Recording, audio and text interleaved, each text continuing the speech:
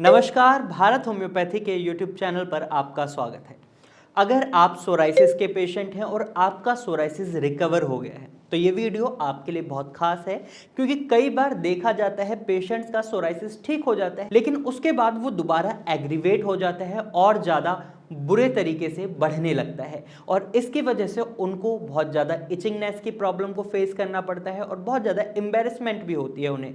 तो ऐसे में अगर आप सोराइसिस के पेशेंट हैं तो आज इस वीडियो में मैं आपको कुछ ऐसी गलतियां बताने वाला हूं जिनकी वजह से उनका सोराइसिस एग्रीवेट होता है। तो अगर आपका सोराइसिस ठीक हो गया है तो आपको भूल कर भी ये गलतियां नहीं करनी है।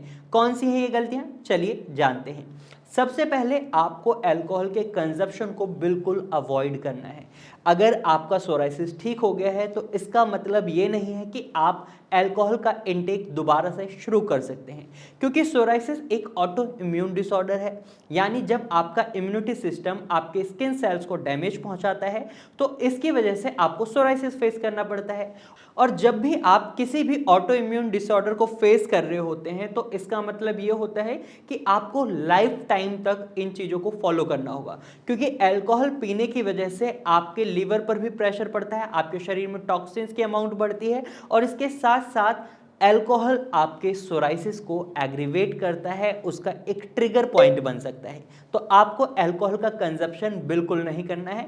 नंबर 2, आपको स्ट्रेस बिल्कुल नहीं लेना है, क्योंकि जितना आप स्ट्रेस लेते हैं उतना ही आपका सोराइसिस एग्रीवेट होता है। बेशक आप ठीक हो चुके हैं लेकिन स्ट्रेस की वजह से आपका सोराइसिस ट्रिगर कर सकता है, इसलिए आपको स्ट्रेस किसी भी बात का नहीं लेना है। आपको सोराइसिस को लेकर बिल्कुल भी स्ट्रेस नहीं लेना है।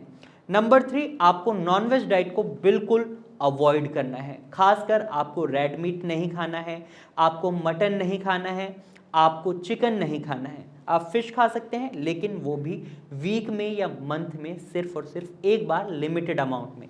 आप एग्स खा सकते हैं, उसमें भी एग वाइट को प्रेफर करें और ये भी आप वीक में एक बार या मंथ में एक या दो बार खा सकते हैं। इससे ज़्यादा आपको एग और फिश को भी अपनी डाइट में ऐड ऑन नहीं करना है, क्योंकि ये भी आपके सोराइसिस के ट्रिगर पॉइंट हैं जो आपके सोराइसिस को दोबारा से जनरेट कर सकते हैं। तो आपको ये गलती नहीं करनी है।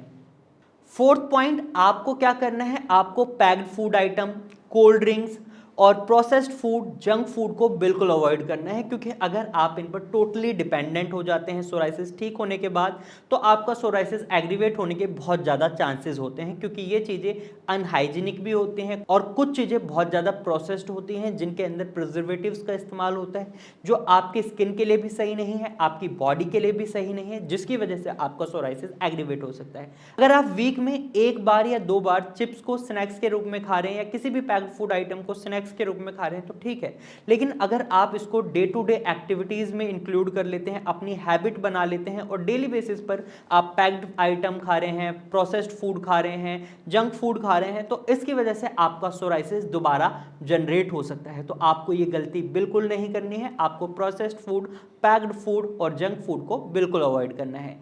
वहीं आपको दही को भी बिल्कुल अवॉइड करना है। दही खट्टी होती है और इसकी वजह से आपके शरीर में एसिड की अमाउंट बढ़ सकती है और इसकी वजह से आपका सोराइसिस दोबारा जनरेट हो सकता है। और इसी तरीके से आपको खट्टे फलों को भी अवॉइड करना है, जैसे आपका संतरा है, मौसमी है और नींबू और कीनू और कीवी, इस तरीके के फ्रूट्स को आपको बिल्कुल अवॉइड करना है, क्योंकि ये खट्टे होते हैं, इनमें सिट्रस एसिड पाया जाता है जो आपके शरीर में एसिड की अमाउंट को बढ़ा सकता है और इसकी वजह से आपका सोराइसिस दोबारा आ सकता है। तो आपको ये गलती नहीं करनी है और आपको खट्टे फल और खट्टी सब्जियों को भी अवॉइड करना है, जैसे कि नींबू।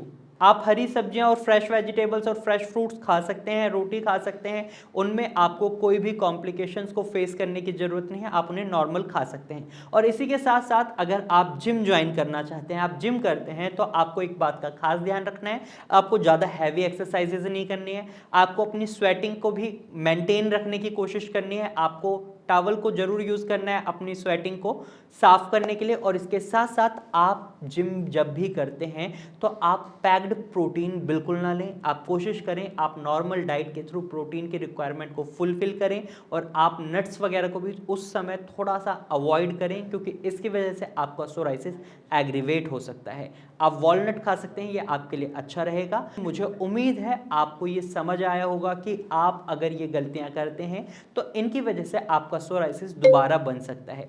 तो आज की वीडियो में सिर्फ इतना ही, फिर मिलेंगे एक नए वीडियो के साथ, तब तक के लिए नमस्कार।